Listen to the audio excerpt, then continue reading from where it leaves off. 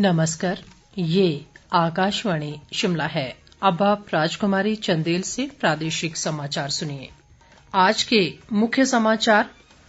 प्रधानमंत्री नरेंद्र मोदी ने 1971 के भारत पाक युद्ध की 49वीं वर्षगांठ पर राष्ट्रीय समर स्मारक पर शहीदों को किया नमन। मुख्यमंत्री जयराम ठाकुर ने कहा, वीर सैनिकों के कल्याण के लिए राज्य सरकार प्रतिबद्ध। सोलन के वाकना घाट में 85 करोड़ रुपए की लागत से बनेगा पर्यटन, आतिथ्य और सूचना प्रौद्योगिकी उत्कृष्ट केंद्र। और कांग्रेस ने किसान सम्मान निधि योजना में हुए फर्जीवाड़े की निष्पक्ष जांच की रखी मांग। कोविड-19 महामारी के खिलाफ देश एकजुट होकर लड़ रहा है। आप भी हमारे साथ सुरक्षा और बचाव के 3 आसान एहतियाती उपायों का संकल्प लें। कोविड-19 से बचाव और सुरक्षित रहने के 3 उपाय। मास्क लगाएं, 2 गज दूरी है जरूरी, सुरक्षित दूरी रखें, हाथ और मुंह साफ रखें।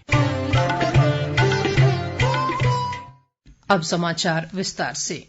राष्ट्र आज 1971 के भारत पाकिस्तान युद्ध की 49वीं वर्षगांठ पर शहीद सैनिकों को याद कर रहा है। इस अवसर पर प्रधानमंत्री नरेंद्र मोदी ने आज सुबह नई दिल्ली स्थित राष्ट्रीय समर स्मारक पर शहीदों को श्रद्धांजलि अर्पित की। इस दौरान केंद्रीय रक्षा मंत्री राजनाथ सिंह ने स्वर्णिम विजय वर्ष के स्मृति चिन्ह का भी अनावरण किया। 1971 के युद्ध में पाकिस्तान पर विजय की स्मृति के रूप में हर वर्ष 16 दिसंबर को विजय दिवस मनाया जाता है। इसी दिन स्वतंत्र बांग्लादेश का उदय हुआ था। इधर 1971 के भारत पाकिस्तान युद्ध के स्वर्ण जयंती समारोह का मुख्य कार्यक्रम शिमला के अनाडेल में आयोजित किया गया। इस अवसर पर मुख्यमंत्री जयराम ठाकुर ने कहा कि राज्य सरकार वीर सैनिकों के कल्याण के लिए प्रतिबद्ध है। उन्होंने कहा कि हमारे लिए ये गौरव और अपने महान सपूतों द्वारा दिए गए बलिदान को याद करने का दिन है। मुख्यमंत्री ने कहा कि 16 दिसंबर 1971 को भारत ने पाकिस्तान के साथ 13 दिन तक चली लंबी लड़ाई के बाद जीत हासिल की थी। उन्होंने कहा कि पाकिस्तान के 93,000 से अधिक सैनिकों ने भारतीय सेना के commander lieutenant general Jagjit Singh Arora के सामने हार स्वीकार कर आत्मसमर्पण किया था। जयराम ठाकुर ने कहा कि हिमाचल के बहादुर सैनिकों ने भी इस युद्ध में वीरता का इतिहास रचा। इस बीच अनाडेल में आयोजित स्वर्ण जयंती समारोह का प्रदेश के विभिन्न जिला मुख्यालयों में सीधा प्रसारण किया गया। बिलासपुर जिले के घुमारवीं में खाद्य आपूर्ति मंत्री राजेंद्र गर्ग ने कहा कि भारतीय सेना के पराक्रम का ही परिणाम था कि पाकिस्तान को 2 टुकड़ों में विभाजित कर दिया गया था। मुख्यमंत्री जयराम ठाकुर ने आज सोलन जिला के वाकना घाट स्थित छावशा में करीब 85 करोड़ रुपए से बनने वाले कौशल विकास निगम के पर्यटन, आतिथ्य और सूचना प्रौद्योगिकी उत्कृष्ट केंद्र की आधारशिला रखी। इस मौके पर मुख्यमंत्री ने कहा कि प्रधानमंत्री नरेंद्र मोदी का ये ड्रीम प्रोजेक्ट देश का चौथा और प्रदेश का पहला संस्थान होगा। उन्होंने कहा कि इसमें कौशल विकास व सूचना एवं प्रौद्योगिकी का प्रशिक्षण दिया जाएगा। मुख्यमंत्री ने कहा कि ये केंद्र 3 साल में पूरा होगा और इससे हिमाचल में पर्यटन को भी पंख लगेंगे। हिमाचल में पर्यटन की बहुत बड़ी संभावना है और उस दृष्टि से हम इस बात को भी चाहते थे कि टूरिज्म को और ज्यादा बढ़ावा देने के लिए हम जहां काम कर रहे हैं उस सेक्टर में जो प्रशिक्षण के जो हमारे तौर तरीके हैं, जो इंस्टीट्यूशंस हैं, जो होने चाहिए, उसकी कमी महसूस कर रहे हैं। और हिमाचल प्रदेश के लिए हमारे लिए खुशी की बात है कि सेंटर ऑफ एक्सीलेंस की जो है स्वीकृति होना और उसके साथ साथ में इसकी शुरुआत हिमाचल प्रदेश में हम यहाँ सोलन के वाकना घाट में शुरू कर रहे हैं। इस बीच मुख्यमंत्री जयराम ठाकुर ने कहा है कि भारतीय रक्षा संपदा सेवा ने प्रभावी पारदर्शिता, बेहतर नागरिक और विकासात्मक प्रशासन प्रदान कर देश व प्रदेश में स्थित सैन्य छावनियों के बेहतर प्रबंधन में अलग पहचान बनाई है। ये बात उन्होंने रक्षा संपदा दिवस कार्यक्रम की अध्यक्षता करते हुए वीडियो कॉन्फ्रेंसिंग के माध्यम से कही। मुख्यमंत्री ने कहा कि राज्य में स्थित छावनी क्षेत्र कसौली, सुबाथू, डगशाई, खासयोल, जतोग, डलहौजी और बकलोह के शहरी क्षेत्रों को शहरी प्रबंधन व स्थानीय स्वशासन के आदर्श के रूप में विकसित किया गया है। इधर मुख्यमंत्री ने शिमला से मंडी जिला के सिराज विधानसभा क्षेत्र में भारतीय स्टेट बैंक थुनाग की शाखा का वर्चुअल माध्यम से शुभारंभ भी किया। केंद्रीय महिला व बाल विकास मंत्रालय द्वारा आज विभिन्न राज्यों में केंद्र सरकार की योजनाओं के कार्यान्वयन की समीक्षा के लिए एक वेबिनार का आयोजन किया गया। इसकी अध्यक्षता केंद्रीय महिला व बाल विकास मंत्री स्मृति ईरानी ने की। उन्होंने कोविड महामारी के दौरान विभाग द्वारा सरकार की विभिन्न योजनाओं के सफल कार्यान्वयन पर संतोष व्यक्त किया और राज्यों को कुपोषित बच्चों के लिए विशेष अभियान शुरू करने के निर्देश दिए।